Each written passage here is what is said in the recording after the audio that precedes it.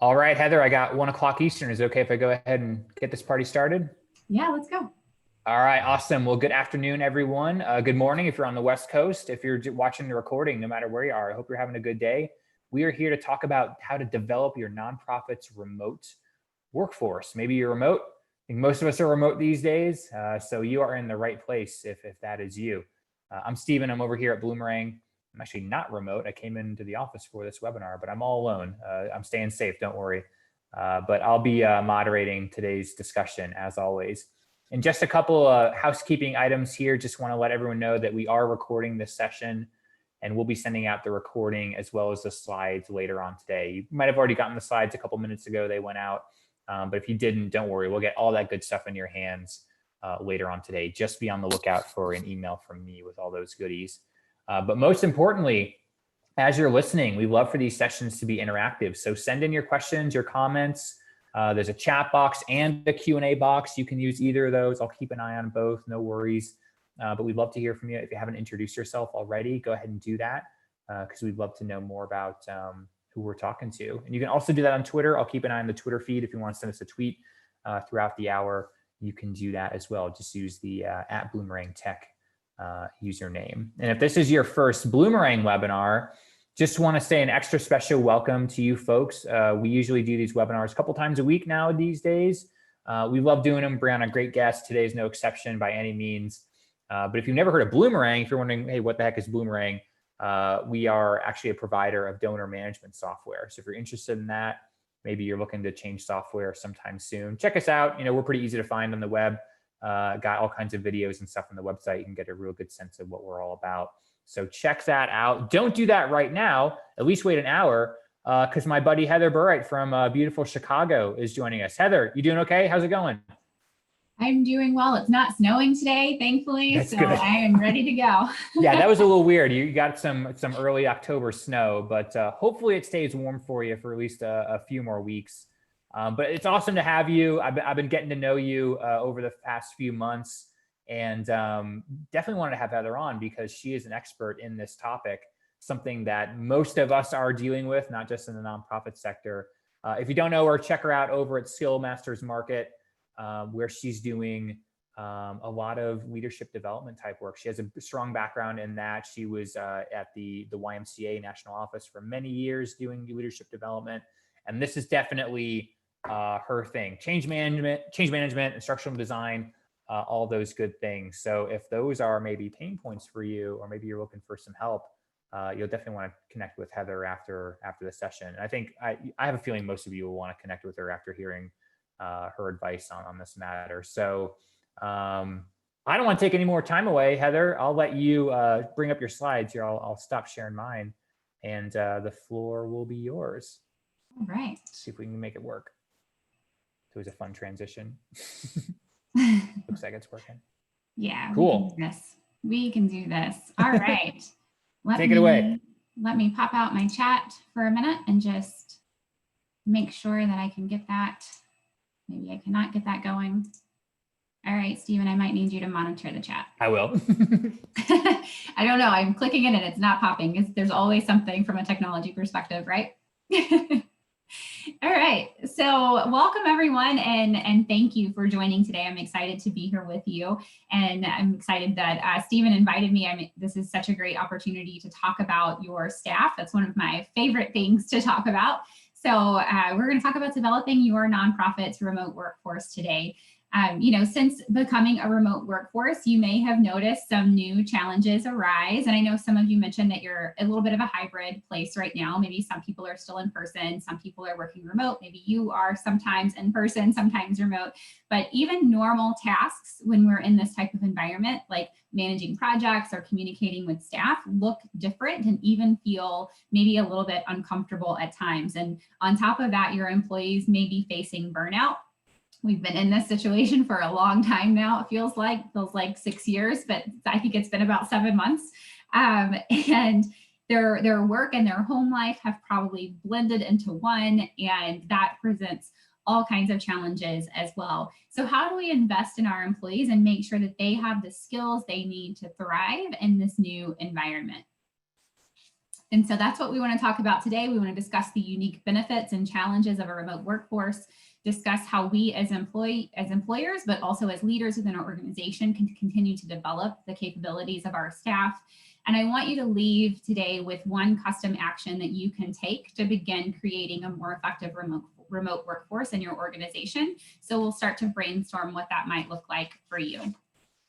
So I won't go into too much detail about me today because Stephen gave a great introduction. I appreciate that, Stephen. But I do have about 15 years of experience, I like to say, on the people side of organizations, and I've worked across the talent lifecycle.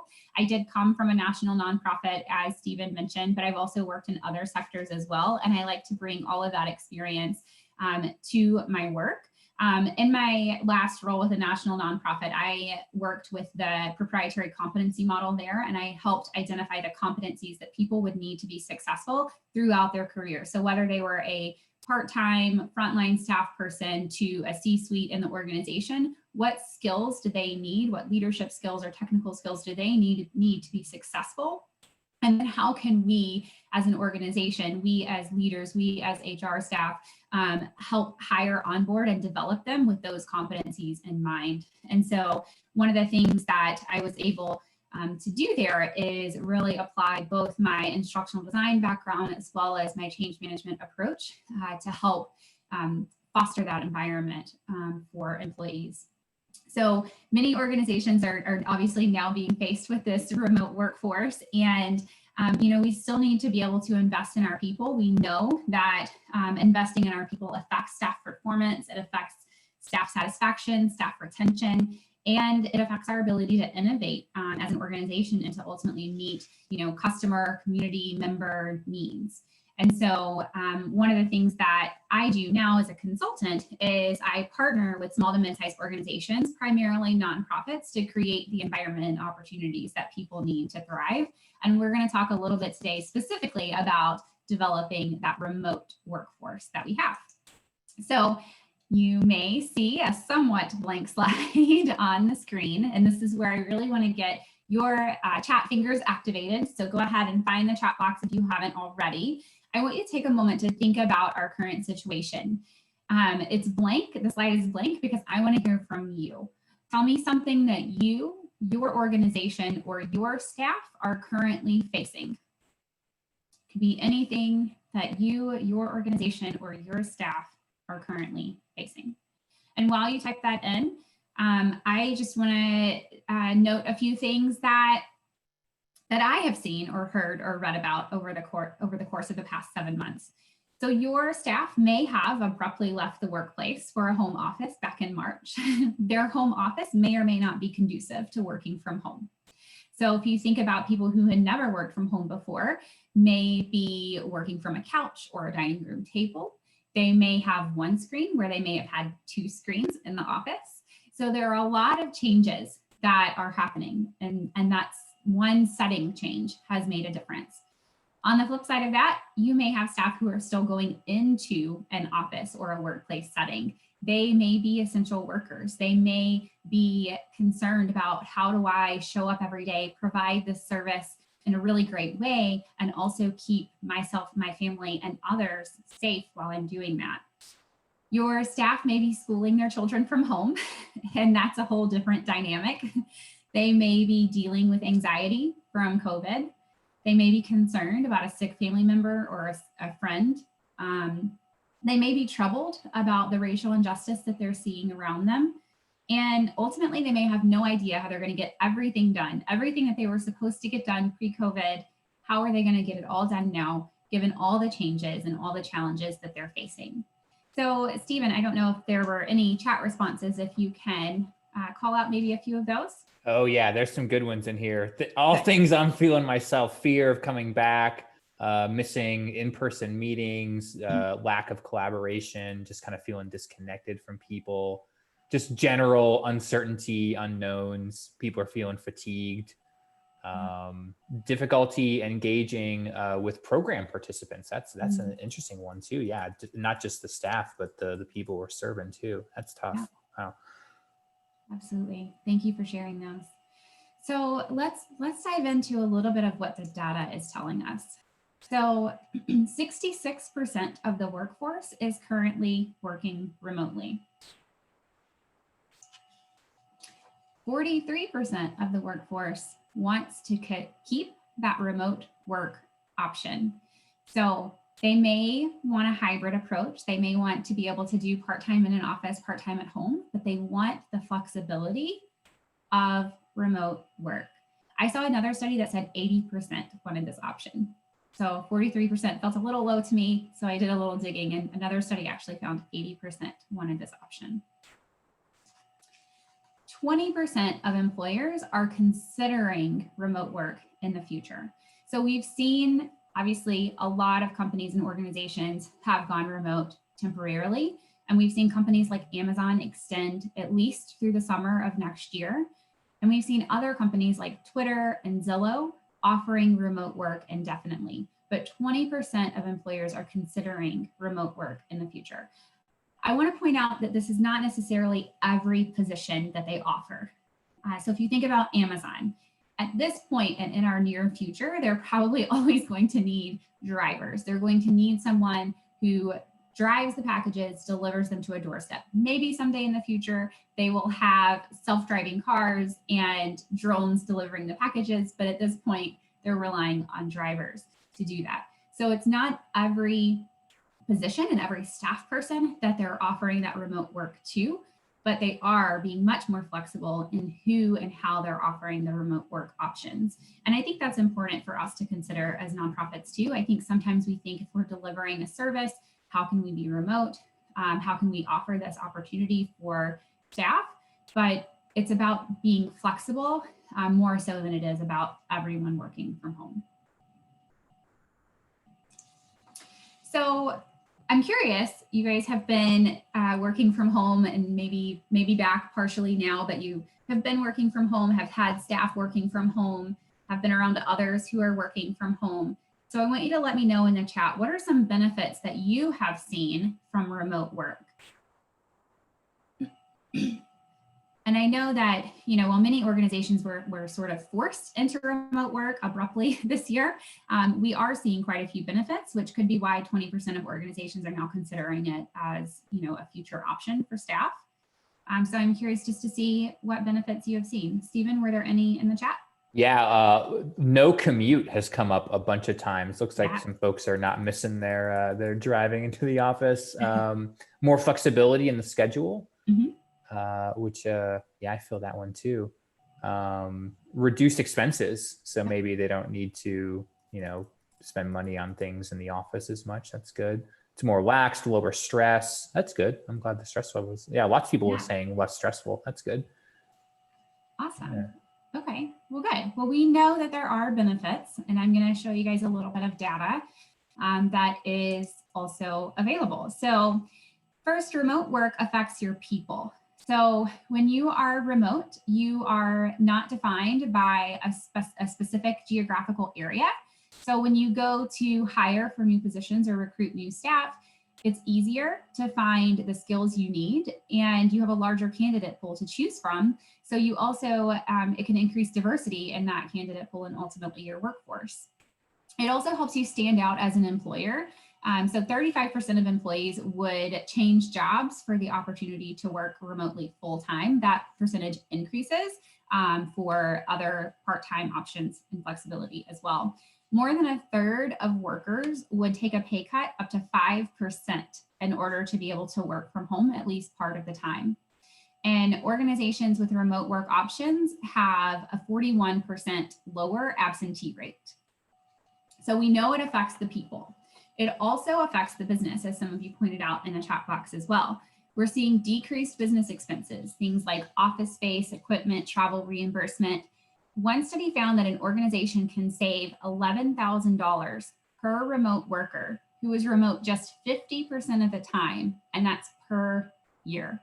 $11,000 per remote worker per year if they're telecommuting even 50% of the time. Remote work can also increase productivity. So studies from Gallup, Harvard, Global Workplace Analytics, and Stanford found that remote staff are an average of 35 to 40% more productive than those who are in an office. I know some of you are doubting that statistic. I understand it can feel like you don't know what's going on and if and how staff are working. When you're leading a team, you might find that your own productivity has increased, but you might not be sure about your team's. Understand that. But they have shown that remote staff are more likely to take more breaks, but when they are focused on tasks, they are more focused. When they also did a study on mouse clicks. So while you're working, how often do you click away from your sort of, primary work or primary screen? And there are actually fewer mouse clicks away from work with remote staff than there are staff who are in person. So this increase in productivity, decrease in expenses, as well as a decrease in quality defects, which you can also see on the screen there, make organizations more profitable. So many organizations with remote workers are 21% more profitable than those without. So we're seeing a lot of benefits of remote work. But even with benefits, we still see challenges as well. So again, I want to hear from you all. What challenges have you seen from a remote workforce? While you're typing in, I will show a few that I have seen or read about. So we are seeing project management being a little bit more challenging. I think this is specifically talking about tracking productivity, probably more so than projects. Collaboration, communication, trust building can be a little bit more difficult. It looks a little different in a remote setting. Time zones, if you're scheduling meetings, that can be a factor, but also what are the normal business hours? Are you expecting someone on the West Coast to answer an email at 8 o'clock Eastern time? So time zones, obviously a factor in how we work when we're all remote. Work-life balance, it can be a little bit more difficult maybe to shut the computer off and walk away when it's just at your dining room table. And then also organizational culture can be hard to maintain. Maybe you had a good culture in person and the dynamics of a remote workforce just makes that a little more challenging. So Stephen, what challenges did you see in the chat box? Well, my challenge, why I'm at Bloomerang right now, I got 2 kids at home. I know you can relate, Heather. Lots of people talking about kids at home. So shout out to all my fellow parents. Team projects is harder, was an interesting one that came up a bunch of times.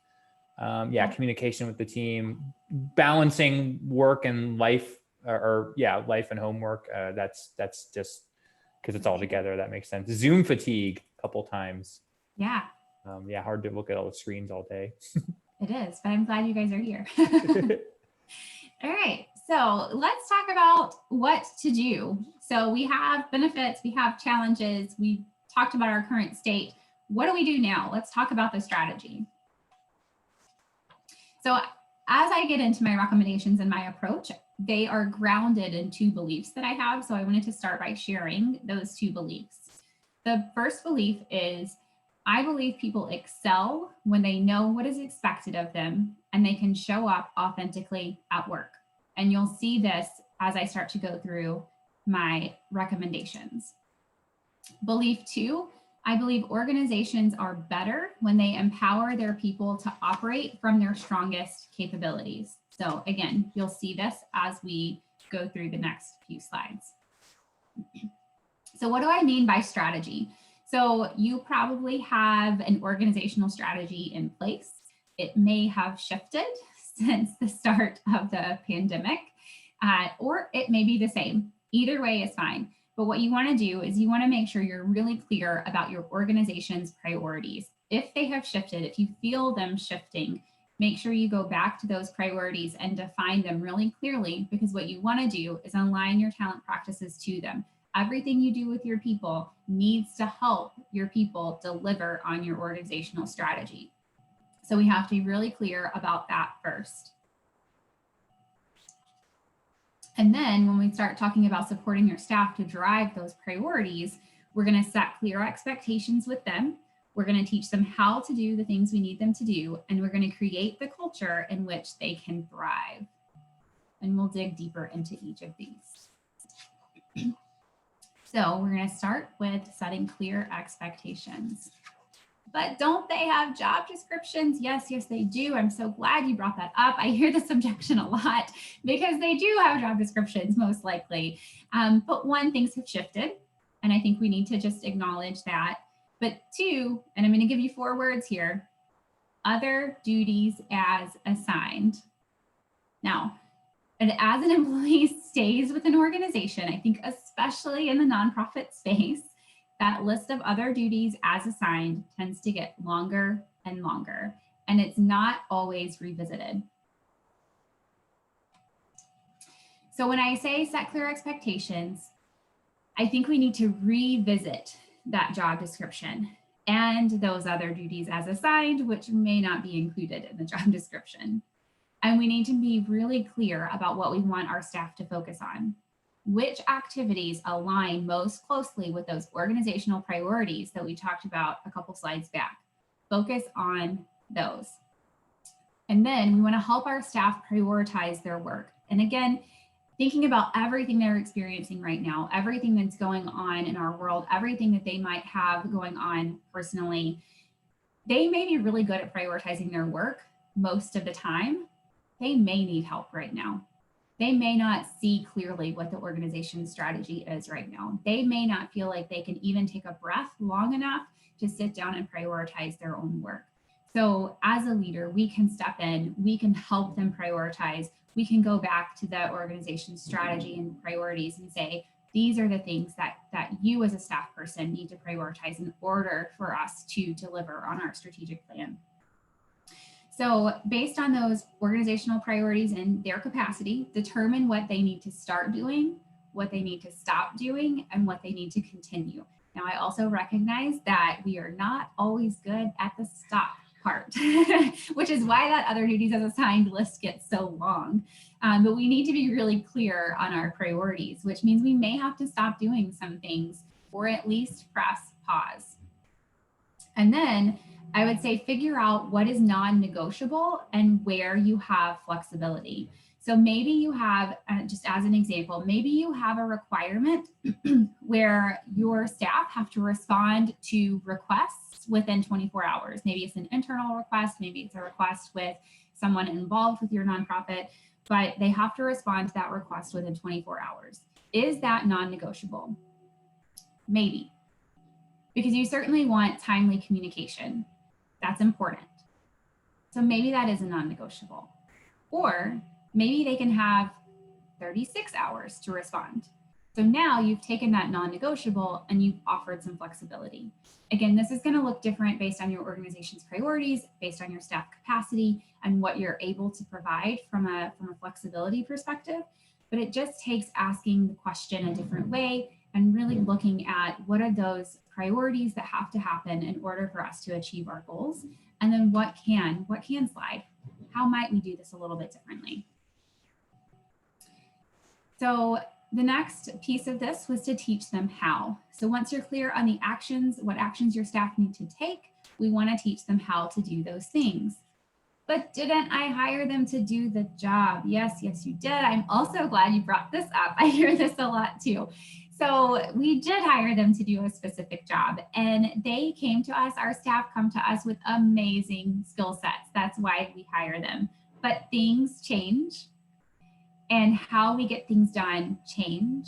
Our requirements change, our priorities change. And so it's important to remember that they might not have everything they need to succeed.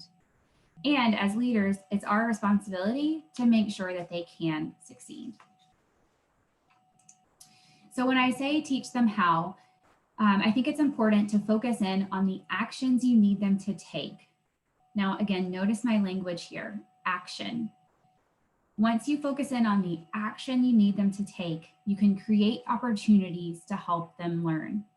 Often I see organizations that determine there's a need for a training, and the training becomes an information dump.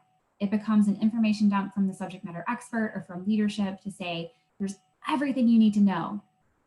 But knowledge does not equal behavior change, which is why I say focus on the actions that you need them to take. It's not that they don't need any information. There's some power in knowing things, but that information has to be really relevant and timely to the actions you want them to take. If we focus on the action first, we'll provide the information they need to help them take that action.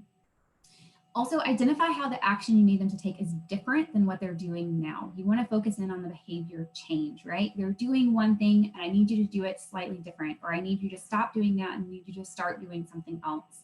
Our staff have needs now, and we need to meet those needs now, even though we're remote. So I want to give you an example of what this might look like in a virtual setting. Let's say that you need your staff to focus in on customer needs. You need them to listen to your, I'm using customer broadly here because every nonprofit calls their quote unquote customer base something slightly different. But your staff need to listen to their needs and document them in a new way. So you can, in a virtual environment, use scenarios so that they are presented with the opportunity to listen in that new way and document in that new way. And you can role play in small breakout groups. So even in a group this size, I'm not sure how many we have on right now, but even in a group this size, you could break out into smaller groups and have those smaller discussions as well as that hands-on practice in those small group spaces. That gives them a chance to practice the listening you need them to do. You can use something like shared slides, like Google Slides, to have them practice documenting the conversations that they're having in those breakout groups. And you can leverage both the peer group in that breakout group as well as the instructor, because it's a virtual classroom, there will be someone facilitating the session, as well as the instructor to give feedback to ensure that the conversations are happening the way they need to happen and they're being documented in the way you need them to document.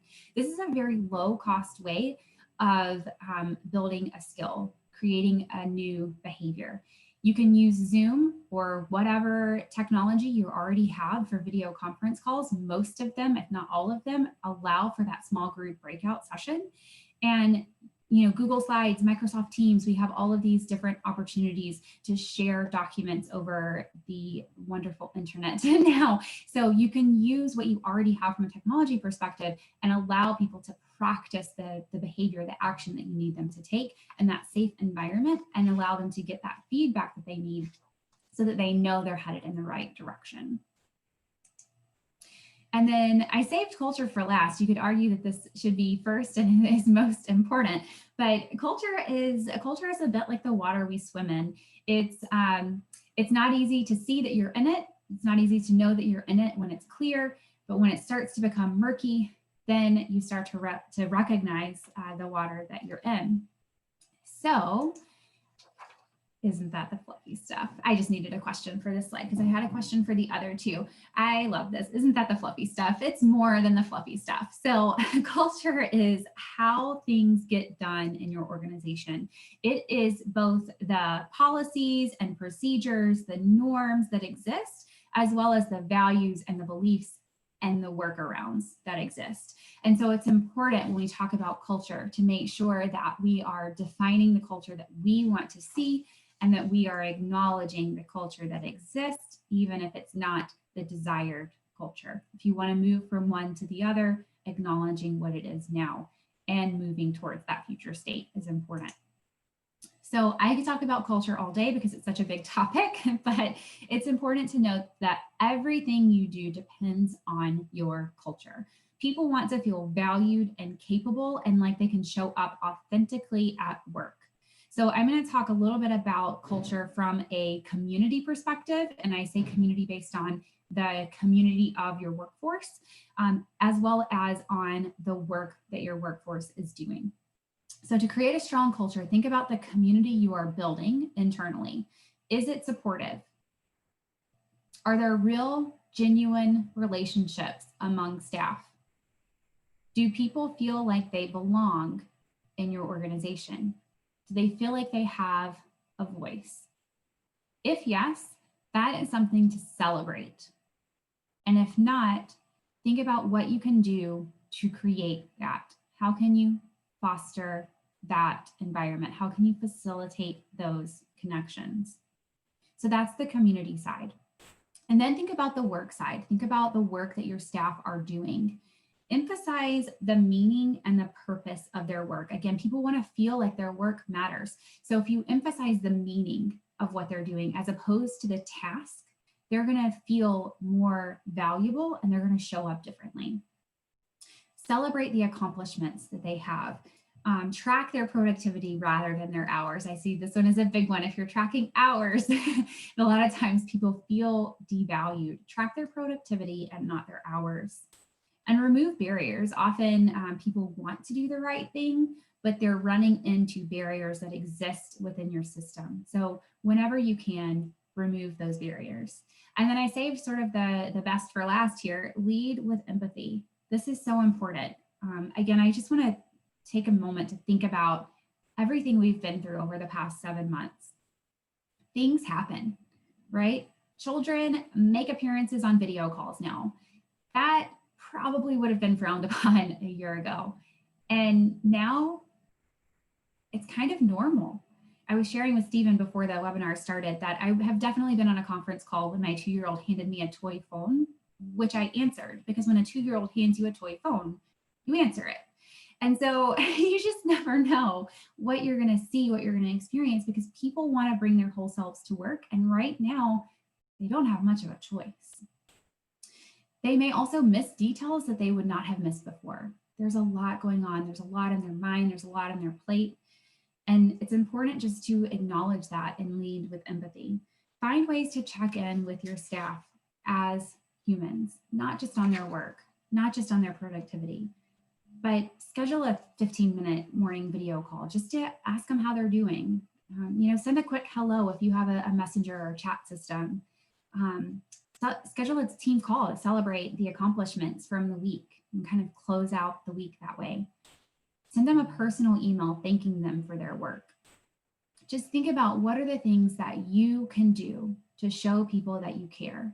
Because again, people want to feel valued and they want to feel like they can show up authentically at work. So what can you do to show people that you care? It's all part of building a culture. So we talked at the beginning of the webinar about the current state and how our organizations and our staff and we have all been affected by our current crisis. We know that's been challenging. We recognize that that's been challenging, but with challenge comes opportunity. And I believe we are at a great place of opportunity right now. So I want you to reflect for just a minute. What do you want your future state to look like? You may need to get clear on your organization's priorities. You may need to set clear expectations for staff and revisit those job descriptions. You may need to teach them how to do something new or teach them how to do something old, but in a new way. You may need to focus on your organization's culture, the environment that you want to create, and you may want to just make sure that it's an environment where all staff feel like they can thrive. So in chat, I want you to type in one thing that you can commit to doing to help develop your remote staff over the next 90 days. Again, we've talked about getting clear on your priorities, setting clear expectations for staff, teaching them how to do things that may have changed, creating that culture, leading with empathy, checking in with them as humans. What's one thing that you can commit to doing over the next 90 days to help develop and invest in your remote staff? And I'd like to see those in the chat box, please. And Stephen, as those start coming in, do you mind sharing those with me? Yeah, there's some good ones already. Like checking in with the staff people, showing appreciation for team members. Yeah. Establish and revisit the expectations. That's something you've touched on a lot.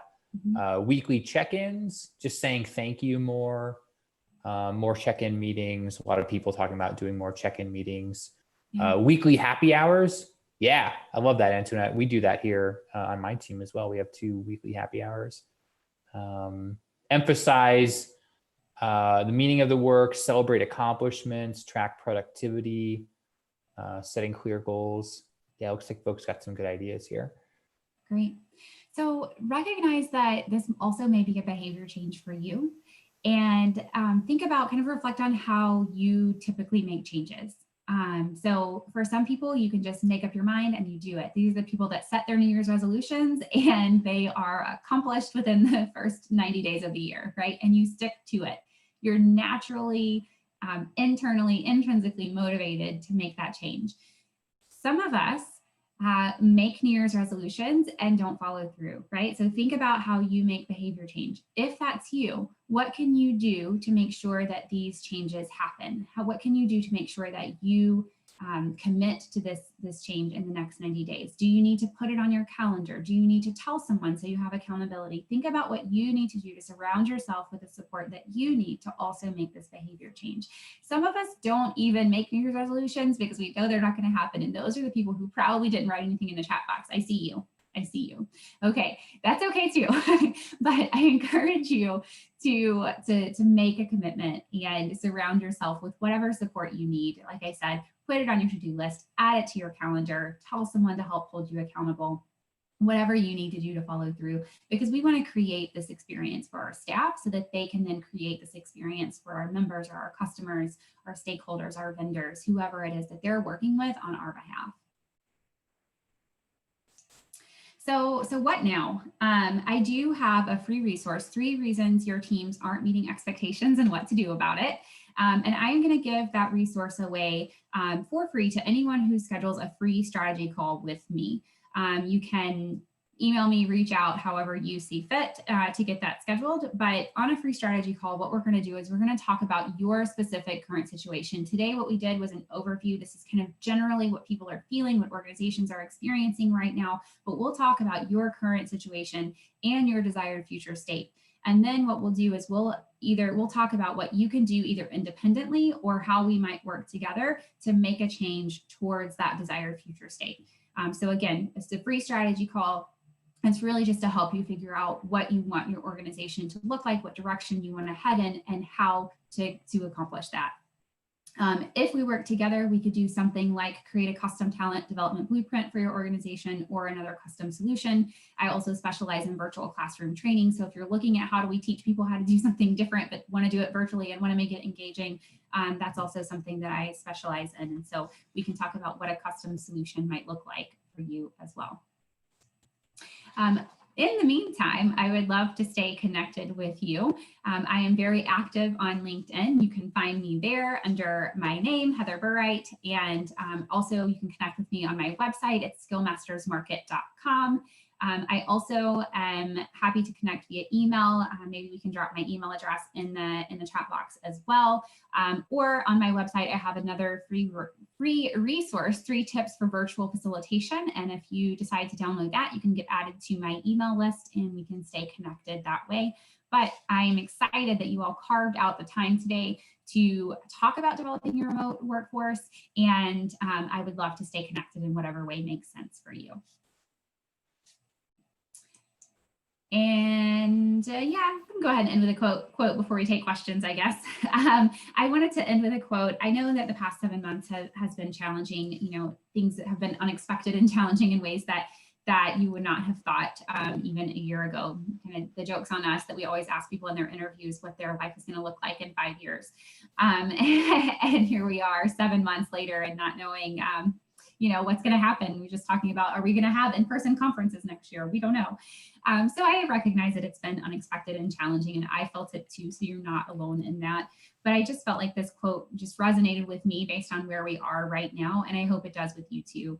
Do not follow where the path may lead. Go instead where there is no path and leave a trail. So thank you all for your time today, and I think we are going to take questions. Yeah, this was awesome, Heather. So thanks for doing this. This is, I have a feeling we're going to be referencing this webinar for many months to come here, unfortunately, but this is going to be a good resource for folks. So got a lot of questions in here. I'll just kind of dive in. Heather, a couple people asked about generational differences. You've worked with lots of different people in your roles. Have you seen differences in maybe how Gen Xers kind of approach this situation compared to maybe a boomer or whatever that newest generation is called that just hit the workforce? I've lost track, but any differences there? Yeah. Yeah, I that think sounds Gen right. Z is the youngest generation in the workforce right now. Yes and no. I think generational differences can be helpful in some ways and hurtful in others because it's a stereotype, it's a generalization, right. and that's helpful in some ways to make sure that you're meeting people's needs, but also hurtful because then we start to make assumptions about how people want to experience workplace or how they want to learn. So let me start with maybe how it might be helpful. Everyone has had a different quote unquote quarantine experience, right? So I personally have a first grader who was remote learning as a kindergartner and a 2-year-old. So my quarantine experience was very, very different than someone who has a middle schooler or someone who has no children or someone whose children are out of the house. So I think it's important to note that all of these generations are in the workforce and all of them are experiencing our current state in a very different way. That said, if you're going to talk about building a culture or creating learning for your staff, I think the best thing you can do is ask them. I always, I do a lot of virtual, obviously. I facilitate a lot of virtual workshops as well. I like to start that setting with, what does participation look like to you? What does it mean to you? Because maybe I have planned a lot of engagement, and this one it was all chat box, but maybe I have planned a lot of engagement. We're going to be in and out of breakout rooms, and we're going to be sharing as a large group, and we're going to be annotating on the screen, and we're going to be using the chat box and responding to polls. That's great, but what does participation look like to you? And I found this really important when you're having diversity and inclusion conversations as well, because sometimes a lack of participation, so a lack of speaking up verbally in a virtual environment, can be perceived as a lack of participation, whereas the person who is not speaking up in that virtual environment may be participating in a very different way. So I think it's important to ask people what they expect, what they want, and be able to follow through on that. That makes sense. What I heard from you is there may be better ways to kind of segment people than just their age, because you could have, to your point, 2 36-year-olds like me, but I got a third grader and a 2-year-old also, and I have a 36-year-old colleague with no kids. That seems to make a lot more sense. I love that. Here's an interesting one from Christy: onboarding new employees remotely. It's been 7 months. I got to believe people have been hiring. Certainly we've gone through that. And any tips there for maybe not just onboarding, but also the whole spectrum, interviewing, all that, because that seems like a challenge. Yeah. So for onboarding, we'll start with that. For onboarding, it's important to think about the experience that you want to create, not just the tasks that you want them to do. When they're onboarding to a new organization, there are always a few maybe concerns or questions. There's a bit of vagueness about entering a new organization, even if you have a good sense of who they are and what they do. Maybe you're familiar with the organization. Maybe you were a volunteer before you joined as staff. Maybe you were a program participant in some cases, but it's different on the staff side. And so there's always a little bit of fuzziness as you're entering an organization. So think about what you want the experience to feel like before you go into listing out the tasks that you need them to do. Think about, and it's good also to ask people who have been onboarded, even if they haven't been onboarded virtually, what did they appreciate about, again, that feeling that they got? So you want them to immediately connect with other people, build relationships with other people. What are some ways that you can do that? You also want them to, submit paperwork and learn, how to access different systems, whether you're using Teams or something else. That's great. You want to include those things too, but think about the feeling you want to create. Pretty much anything can be done virtually. Most anything can be done virtually that can be done in person. And so there are ways to do it. It just requires us to think differently about how we do it. I love it. Here's a question from my buddy Miriam. I'll try to paraphrase it. How do you balance people who are really struggling? Maybe they got kids at home, maybe they're just not adjusting, whatever it is, and their productivity is also suffering, and it may be having downstream effects on the organization. You want to be sensitive, certainly, but we all do have work to do and goals to hit. How do you kind of balance that without completely alienating the person? Yeah, I think, going to the person genuinely to ask them what kind of support they need can be really helpful. Do you need to shift some of your workload off of your plate? Do you need to adjust your work hours? Do we need to maybe spend less time in meetings and more time, collaborating over, teams or whatever? I'm saying teams because a lot of organizations use teams. Thinking about what are some ways to do that. But I also, it needs to be done in a way that you genuinely are caring for them, and not in a way that comes off as punitive. Because again, you do want to make sure that the work gets done, but there may be ways to make sure that the work gets done. And if you go in a punitive way, one, it's going to demotivate them even further. But two, you don't necessarily know what they're going through from a mental health perspective either. This has been challenging for so many people. And if they're a person who typically were, getting their work done and you didn't really have to follow up and now suddenly they're missing things, it could just be that there's a lot on their plate, or it could be a larger issue. And so going in with that genuine concern for them as a human, I think really helps that conversation go a little bit further, and making sure that you're providing the support that they need and pointing them to the right resources. Love it. Good advice in any situation, it seems like that, but especially powerful now. Yeah. Can you talk a little bit about tone and maybe misread signals, right? We're all chatting, emailing. We're missing out on inflection, body language, eye contact, all these things. Is it just a matter of using emojis? I mean, I kind of say it jokingly, but I've been starting to do that more, and it seems to have helped. How can we kind of head off those misinterpretations of maybe people's feelings when it's all text a lot of times? Yeah, it's hard. It's hard because we do lose some of that context that you have in person. I think some of this is cultural too. So again, I think there's a little bit of a balance that that we have to play in order to read this correctly. It's cultural to, for example, want very specific, concrete ideas, bullet point agenda items, followed up with an email with exactly what you talked about and what you agreed to do next. That's a cultural thing. There are cultures where it's a little more abstract and you're reading between the lines and you're not getting the follow-up. And so when you have multiple cultures enter a workplace, there's still going to be a dominant culture.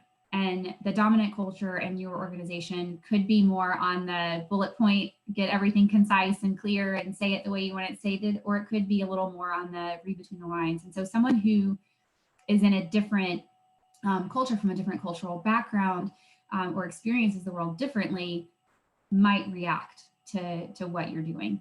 So there's a balance. There's a balance there. But I think, again, asking people is important. Assuming the best in people is also important. Easier said than done sometimes, but maybe asking, say, hey, when you said this or you did this, I took it this way. Can we talk about what you actually meant? Or even just ask them what they actually meant. Like, hey, you said, get that email to me yesterday. What did you mean by that? Just clarifying before reacting can be really helpful. Love it. Any tools that you like, Heather? People have been asking, what do you recommend for like productivity tracking? Like there's Trello, Asana, some of those Slack, Teams you've mentioned. What are some things that maybe you think folks should look at, if not maybe invest in, to move away from just maybe spreadsheets or just their inbox, which is kind of hard to wrangle? Yeah, no, it's a good question. I use Teams a lot because I feel like a lot of organizations use Teams. So when I'm working with my clients, a lot of times I'm in Teams.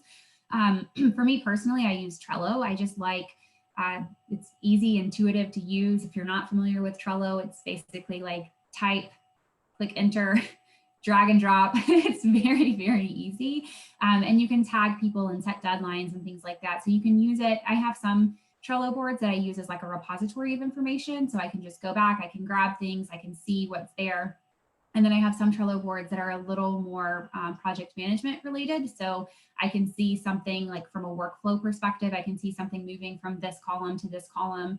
I can assign things to people. And so it kind of depends, I guess, on what you're looking for. A lot of organizations, like I said, are using Teams. And so I think whatever you use, I think it's a matter of figuring out the way that it works best for you, and really kind of learning the system and treating the system the way that makes sense for you and your work. Shout out to Trello. We're a Trello family here Yeah. at Boomerang for what it's worth. But Teams, I haven't seen that one. I got to check that one out since you mentioned it. A couple of people have asked about a kind of a hybrid model, right? We've got kids in school sometimes and at home is the other time. What about when that happens at work? Is that a matter of, the same things we've been talking about? Are there any extra special tidbits there to keep in mind when people are maybe 2 days in the office, 3 days off, or whatever the mix is? Yeah. Also a great question. I think it depends on the staff person. So, some people just self-manage very easily and they can figure out what they need in the office and what they need at home. But I think maybe having those conversations with staff as they're thinking about re-entering the office space, and helping them think through, like, what do you need to do when you're in the office? Are there things you need to print? Are there tasks that are easier to be done with 2 screens? And just prompting them to think about how they want to manage their time when they're splitting time between 2 places. Love it. You mentioned this when we were talking about the generational differences. Speaking of stereotypes, how can we kind of combat those things about, the older person in the office being untechnical, which is not my experience in a lot of times. So, and conversely, the millennials are whatever we get called every day. I've lost track of all the things I've been accused of as a millennial, but it seems like those things are sort of, the temperature is up on those in this remote environment where, again, it's to your point, people's backgrounds are interpreting things differently. Are there any special ways to kind of combat that issue where now it's even more prevalent, it seems? I think it depends. I don't think it's necessarily something that you should ignore, because it's something that could be hurtful to the other person. So, and we don't have to get into a whole diversity and inclusion conversation here, but it could be something that comes off as a microaggression towards a particular group of people. And so I think, being thoughtful about calling people into that space. So instead of saying calling people out, I don't think that's the best use of words, but calling people into that space, and helping them just be open to seeing that what they're saying might be a stereotype or might be hurtful, is helpful. And I think how that happens varies a little bit, whether you're the target or a bystander that you're observing it, or whatever. But having that conversation can be a helpful conversation. A lot of people don't realize what they're doing or what they're saying. I know you have a heart for the DEI issues, and you kind of mentioned it in your last comment. It seems like that plays a role in this as well, where you want to be inclusive. Could you maybe, touch on that and maybe give some resources for people to check out if that's kind of maybe the thing that they need? It seems like for a lot of the folks that have asked these questions, it may be, like, to your point, a DEI issue. But what's the relationship there, you think? Yeah. So for me, when I talk about culture and some of these things, I'm talking about how included people feel. We have done a lot of work over the past 20 or so years, 30 years, to make sure that our organizations are diverse. But that doesn't always mean that people feel included or that they feel like they have a voice. And so I think it's important, when we're talking about culture or setting expectations, that we're doing it with people and not to people. A lot of my focus in DEI is less about, training a particular thing or reading a particular article. It's more about how do we show up and value people who are around us every day, and how do we make sure that they feel included. And so I personally focus more on maybe some of those conversations and workshops where people get to be interactive, they get to share, they get to learn from each other and each other's experiences. And then also like setting up structure for employee resource groups or affinity groups so that people of color, people in different affinity groups feel like they know other people and see other people like them and can connect with other people like them as well as allies. So for me, it's more about the conversation and how do we make sure that people feel included. And there are, several different ways to do that. I don't know that I have a particular resource that I would point you to, just because like you said, for me, it's about digging in with people and having those conversations and being real and authentic in those conversations. I love it. That might be a good place to leave it. I know there's a couple of questions we didn't get to, but we're getting close to the hour. Heather, can people reach out to you if they want to keep the conversation going? Right, yeah, LinkedIn's a good way to do that. Yeah, I can put my email in the chat, and also my LinkedIn is just my name. So awesome. It should be easy. Yeah, good LinkedIn connection too. Lots of good stuff that you put out. And then of course your newsletter. Yeah, we got it in there. So, definitely connect with Heather, keep the conversation going because she's obviously a wealth of knowledge. Heather, this was awesome. This was great advice, things that I'm going to put to use for my team right away too. Let me know how it goes. Yeah. I love doing these webinars because I always learn a lot. I feel like I'm cheating a little bit with it being kind of a work task, but great to have you. Stay warm up there in Chicago. I know you got a rough couple winter months ahead of you, but we definitely appreciate you coming on and sharing the expertise. Thank you. Thank you for having me. Sorry, I'm just realizing I sent my email to you and not to everyone, but now it is to everyone. Okay, cool. Thank no you problem. for having me. I really appreciate it. Thanks, everyone. Yeah, and thanks to all of you for hanging out. I know it's a busy time of year. You got probably year-end stuff going on. But if you're free tomorrow, I got another webinar tomorrow. That's right. We're doing back-to-back sessions. Tomorrow's gonna be a really cool one. We got some brand new research on the impact of strategic planning. My buddy, Dr. Adrian Sargent and Barbara O'Reilly were the lead researchers there, and they're gonna unveil the findings of that study. So if you have done strategic planning, if you've never done that and you're kind of wondering, does it actually make a difference? Spoiler, it kind of does. But come on the webinar tomorrow, 3 p.m. So that is 25 hours from now exactly.